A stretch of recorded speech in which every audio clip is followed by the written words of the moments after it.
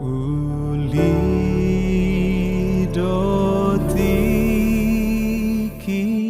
na ho di joloni abang sani amakuna rade.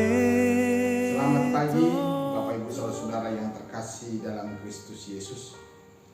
Pada hari ini Jumat 20 Mei 2022 kita disapa oleh firman Tuhan untuk menguatkan kita melakukan aktivitas kita hari ini yang tertulis di 2 Korintus 3 ayat 12. Demikian firman Tuhan. Karena kami mempunyai pengharapan yang demikian, maka kami bertindak dengan penuh keberanian. Demikian firman Tuhan. Saudara-saudara yang terkasih, Rasul Paulus membedakan antara pelayanan hukum Taurat dan pelayanan Perjanjian Baru. Bagi Paulus, pelayanan hukum Taurat memimpin kepada kematian karena terukir secara harfiah pada loh-loh batu, yaitu 10 hukum Tuhan. Tak seorang pun dapat memenuhi tuntutannya. Meski demikian, pada waktu hukum Taurat diberikan kepada Musa, kemudian Allah menyertai Musa sebagai penerima hukum, sehingga orang Israel tidak tahan menatapnya. Namun saudara-saudara, keadaan itu hanya bersifat sementara, karena kemudian itu segera memudar.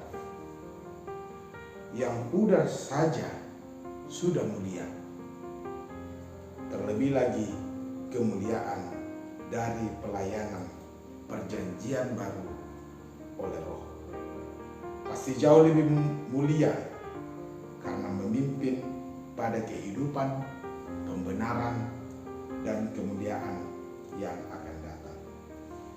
Oleh karena itu, kemuliaan yang terdahulu tidak ada artinya bila dibandingkan dengan kemuliaan yang terakhir.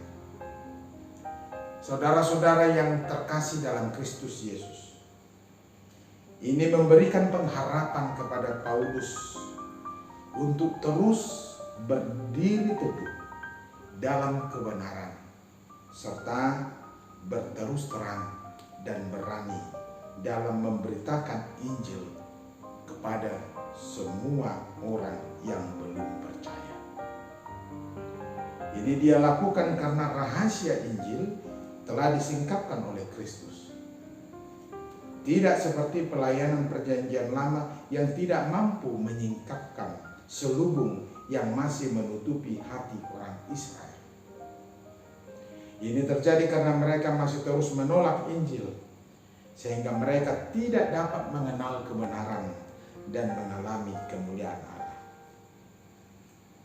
Namun bagi kita orang yang percaya, Kristus melalui Roh-Nya telah menyingkapkan selubung itu, sehingga kita dapat mengenal kebenaran yang memerdekakan kita. Kita yang sudah mengalami kemuliaan patut memuliakan Allah dan menyatakan kemuliaan-Nya melalui perkataan dan perbuatan kita. Suatu hari kelak, kita semua akan beroleh tubuh yang dimuliakan. Karena itu, kita yang sudah mengalami pembenaran, yang sudah mengalami kemerdekaan dan kemuliaan, harus hidup semakin serupa dengan Kristus, agar dapat memuliakan Allah dalam segala aspek kehidupan kita, serta menyatakan kemuliaan-Nya di tengah-tengah dunia ini, sehingga orang lain dapat melihatnya dan akhirnya memuliakan Allah dengan percaya kepada Yesus. Mari menceritakan semuanya kebenaran tentang Kristus dalam segala sisi kehidupan kita, baik dalam persekutuan kita, di tengah keluarga, di tengah gereja, di tengah masyarakat, agar melalui itu banyak orang yang percaya dan memuliakan Allah. Tuhan Yesus memberkati. Amin.